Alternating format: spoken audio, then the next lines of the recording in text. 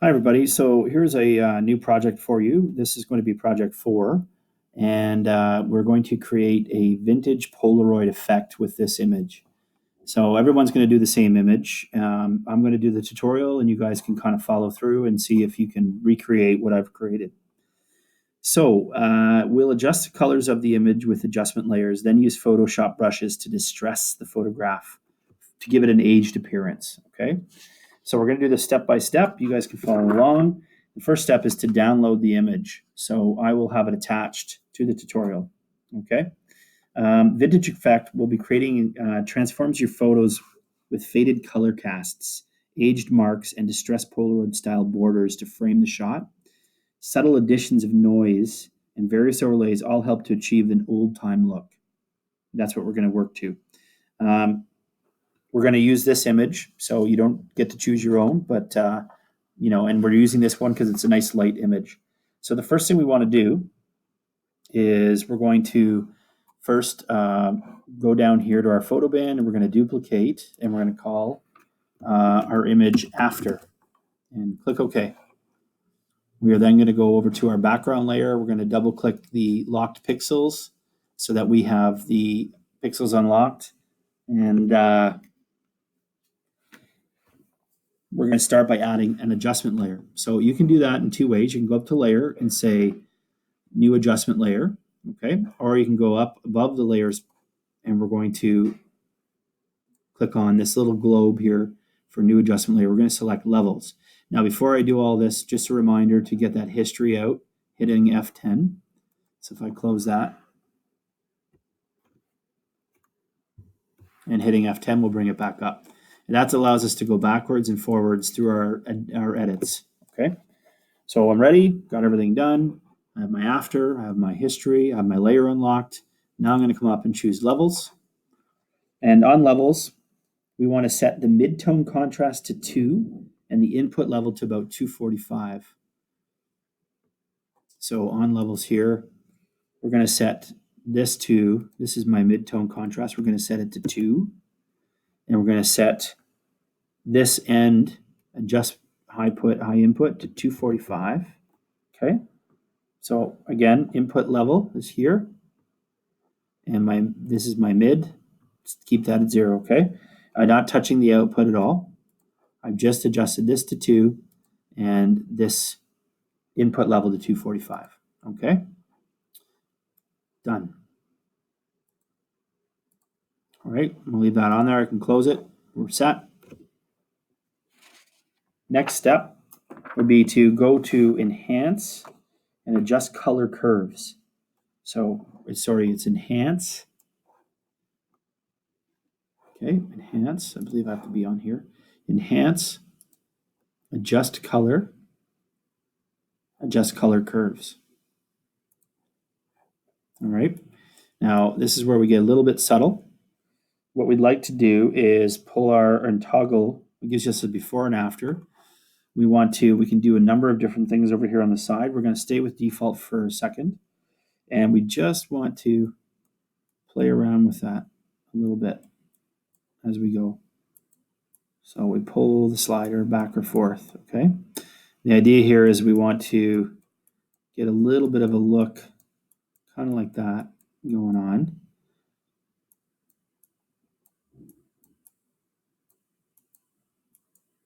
Okay, maybe a little too much here. We're just playing around with it to enhance and adjust the color here. Just playing around with it a little bit. We want a slight bump in the middle. So I'm going to use that. It looks a little bit more rustic. Look at the before, look at the after. The pattern on here is a little bit like this, okay? The other ones here you can try, you can use. For this purpose, we're just going to do this one and say okay. All right, so I've got adjust color curves on there. And our next step is we're going to add a gradient. And we just learned about gradient tools, so we should know what to do here. We're going to click on gradient, and we're going to come over to gradient editor. Now we want to use the yellow radial gradient. So I'm going to click on here. I'm probably going to go back to default and find yellow radial gradient. Looks a little bit like this, orange, yellow, orange. Click on that.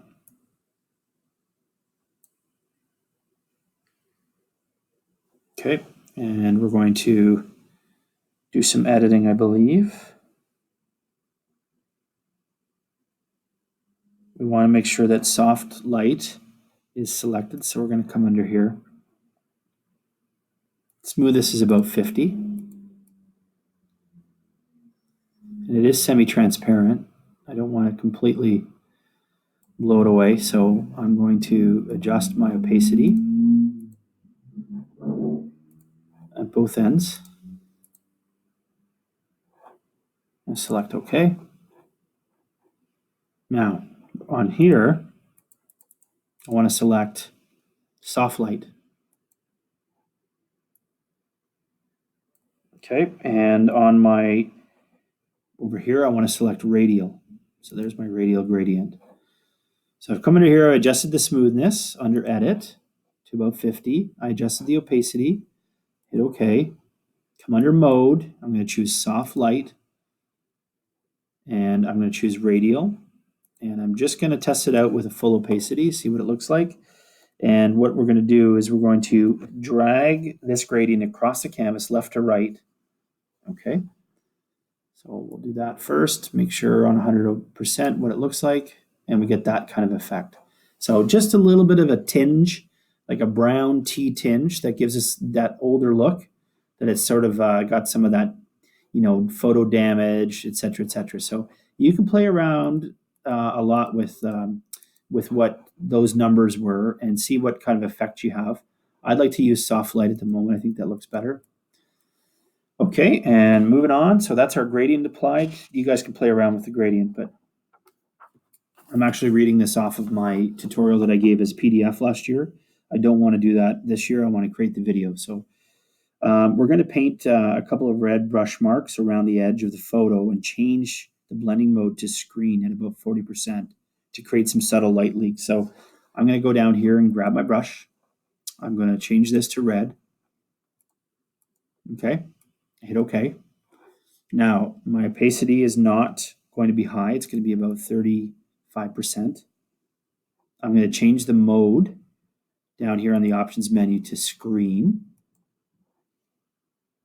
And I'm going to increase my brush size so I can do this with a couple of clicks. Now, I also want to use, so I'm going to increase that brush size. I can also use, what is it here? Let me see. I'm going to use a soft brush tip. That's what I meant to say. Get in there. And again, we're on screen. So make sure your mode says screen or you won't have the same effect. And we're just going to do edges. Just a little bit.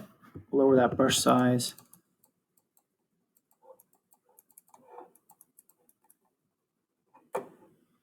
Right, maybe opacity is a little bit more. We're giving a little red sort of tinge to it. And again, this is a screen, so it's not affecting everything. It's just touching it up.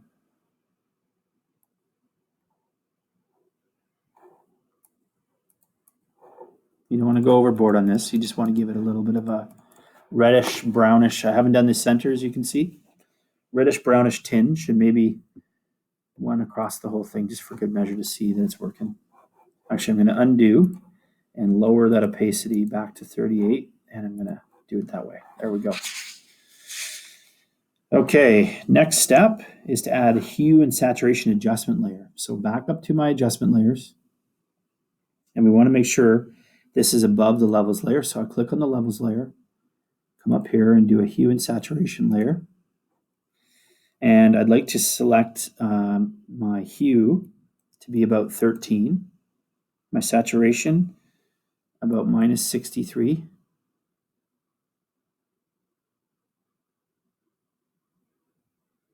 Ish. Maybe a little bit less than that, actually. It's a bit much. And my lightness is going to be about 22. I still want a little bit of color. So as you can see, saturation this is really up to the eye of the beholder. I like it looking like this. I think it looks a little rough, and you can get lighter or darker, sort of overexposure over time, sort of thing. I said 13 here. You can put it up at 16. Saturation, I'm only going down very little actually to like minus 12. And lightness, you can play with that too to get different lightness. I'm going to put mine around 17. And you can leave that on. Oops, I have to re-add that, sorry. Even saturation.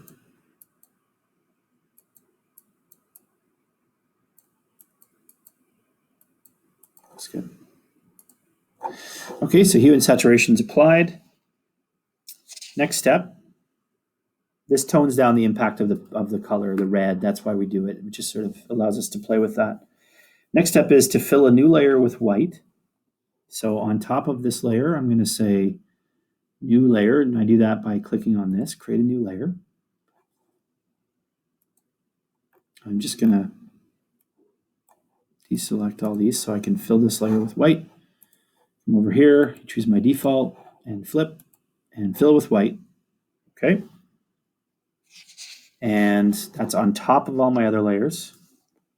And I'm going to go to filter, now up at the top, and I'm going to add a noise filter. And I want to say add noise. Pops up a dialog. And I'd like this to be about 35 to 50%. It needs to be uniform and it needs to be monochromatic. So 35%, something like that. 35%. We'll see how that looks. Looks not bad. So this is the effect here, as you can see. I'm going to say OK. All right, so that's on top. A little bit fuzzy. Covers my whole image. And when I deselect my layers here, I want to create a new layer. This one, the transparency opacity is 0. I'm going to paint a white highlight around the center of the image using a large brush. And the mode would be soft light and the opacity 40 to 50. So we're not quite there yet, but we will be. This layer, back to this layer first, I want to set this layer to soft light. So the mode is not normal, it's going to be soft light again. And that allows it to show through. But as you can see, when I zoom in or magnify in, it gives me a nice grainy effect. So you can see up close now I have a grainy effect. That's the noise filter. So the idea there is, again, the layers here, I set it to soft light after I've done all the noise adjustments, and that's where I get this layer. So we're going to do another layer now. And as I said, we need to create another new layer on top of this one. And this new layer is going to be transparency 0, or opacity 0, sorry. I'm going to paint a white highlight around the center of the image using a large brush mode. Okay. Soft, light, opacity 40 to 50. So here's my brush, opacity 40 to 50, maybe 45. And again, I'm back to soft light under mode, right? Nice big brush mode. I have white selected, and I'm just going to go around the center of the image.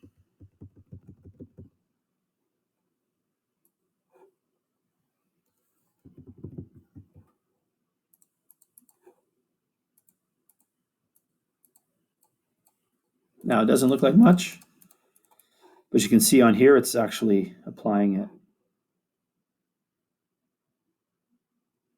My brush selection too should be a fuzzy tip. And you can see it applied, and opacity 40 to 50 here. Okay. So it just gives, just sort of drowns out a little bit in there. Yeah, you can go to Brush King or any other place and download a brush, look for a border brush. You can add that brush and then put a border around this to give it that sort of stained Polaroid look. And if you're not happy with some of this, some of the effects, the amount of noise on this filter, for instance, you can change it and come back and play around with the hue and saturation, etc., etc. The idea here is to add a border brush though, so you can do that at Brush King and you put a border around it. Brush King has all kinds of like vintage looking borders that you can download. Add that brush, and if you don't remember how to do that, go back to the Add a Brush tutorial and put a border around it. That's the part you're going to do on your own here. And this is your finished Polaroid effect. So if I go back to before and after, quite a difference. Okay, so you can work that out. I would prefer on this finished product that I had a little more red. I would prefer that my noise layer was a little softer. So keep that in mind. What you're going for is you want clarity. You want to be able to see the individuals, but you want them to look like it's an old photo, which is where we've kind of come to that to achieve that effect. You've used a number of different kinds of layers you haven't used before, like levels. You have used hue and saturation. We did do a noise layer, which changed a little bit here, and we did do a sort of a soft light layer, changing the mode to different things. So keep that in mind, and you can go ahead here and recreate with the picture. Make sure that you include a before and after when you're done. That is the vintage Polaroid photo effect.